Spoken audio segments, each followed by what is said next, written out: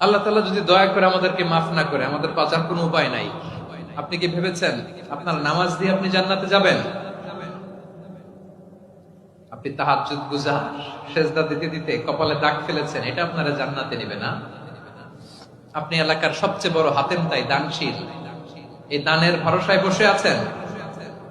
কশিন কালো না, আমাদের নামাজ, আমাদের রোজা, আমাদের ইবাদত, এগুলোকে মিজানের পাল্লায় উঠালে কোনো ওজনই হবে না। তবে আমাদের একটা কৌশল জানা আছে, আমরা আল্লাহর রহমতের ভিখারি। আমরা সেদিন আগেই গুনার স্বীকৃতি দিয়ে দেব।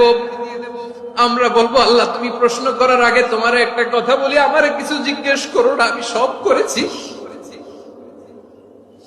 এমন কোন পাপ নাই যে পাপ আমারে দিয়ে হয় নাই। তোমার রহমত দিয়ে তুমি জান্নাতে পাঠাবা, তোমার